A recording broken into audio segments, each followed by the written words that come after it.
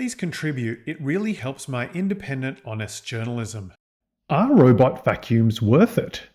If you're like me and already have an electric car and house of the future running on 100% electricity, you'll be thinking about electronic gadgets to make your life easier.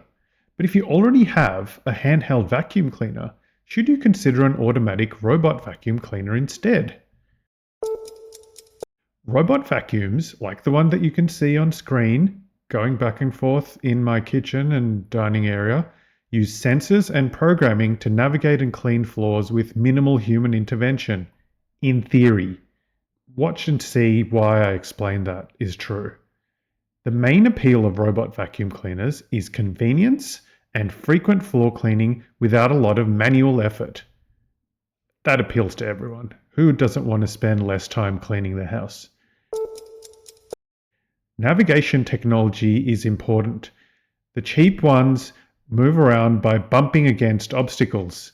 Some have gyros, others have cameras and LiDAR to detect objects in front of them. Obviously, those cost more. And cameras that are moving around your house, recording everything, have privacy implications. Not everyone's going to be comfortable with that.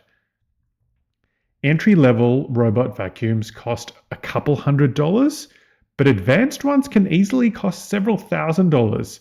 Is it really worth spending that much? Will they really save you that much time and effort? I don't know.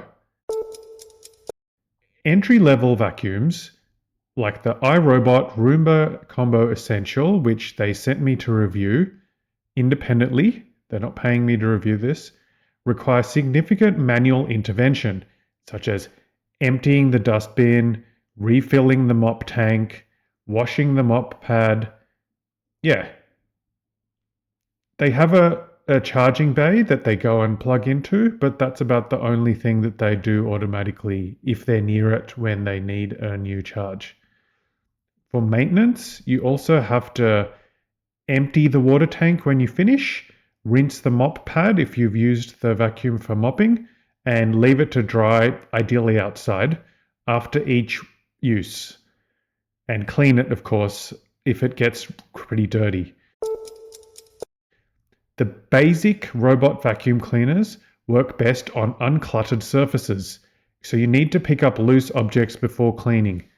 Now, some people will think of that as a disadvantage, but you could see it as an advantage because it forces you to tidy your house up before the robot vacuum cleaner can do its work. Yeah, that could be a good thing for a lot of people who leave things scattered across the floor. Be aware though, robot vacuum cleaners are probably not a good idea if you have little children who will interfere with them, or pets like dogs or cats, which could also get in the way of them.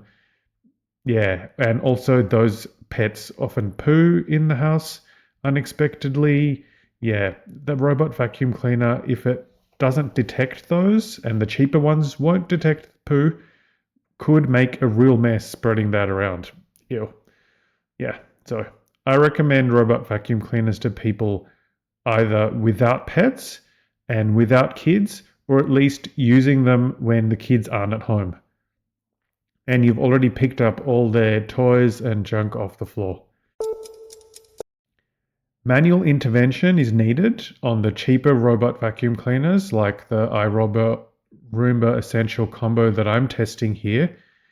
I needed to block off carpets, otherwise it valiantly tried to mop my carpets and made them wet, which is kind of annoying. And also I noticed that it can't detect mats, so when it went near the gym mats, it tried to vacuum and mop those as well.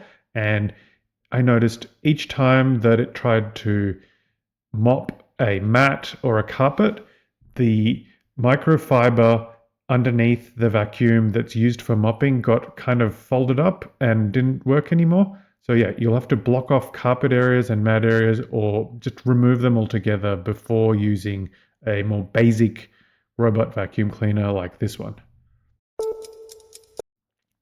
I think the best area for robot vacuum cleaners is people who have hard floors, just 100% timber or tiles, Flat, hard floors. Lino, yeah. For that, it's brilliant. For carpet, for people with lots of mats and runners, and yeah, that's not really what they're great at. They're not going to be good at avoiding those unless you pay a lot more for a fancier model that can detect those and lift the mop pad to get out of the way so it doesn't make them wet.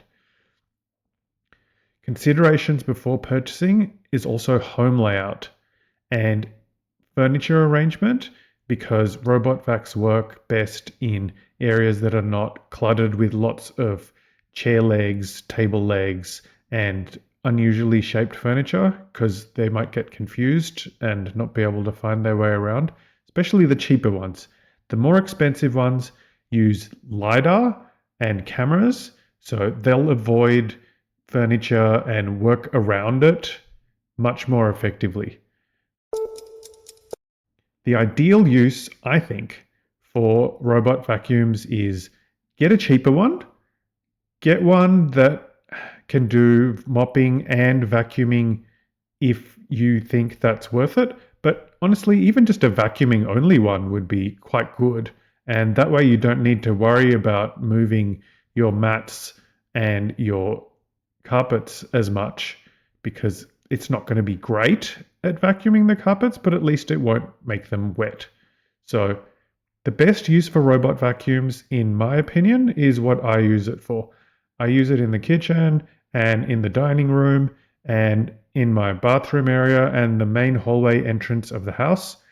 I block off the doors so the vacuum only works in one room at a time, and then I pick it up and take it to another room and leave it in there after checking for floor clutter.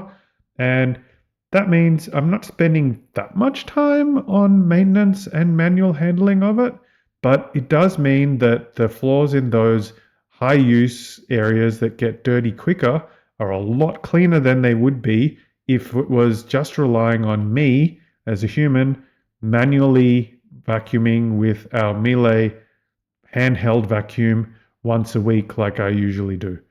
That's my suggestion. What do you think? Have you used a robot vacuum in your house for a while? How have you found it? Which kind do you recommend? Let me know in the comments. Thanks for liking, subscribing, and sharing my videos. It really helps me make more videos like this for you. And have a look at the suggested videos up above. I'm pretty sure you'll like those as well. Thanks, and see you later.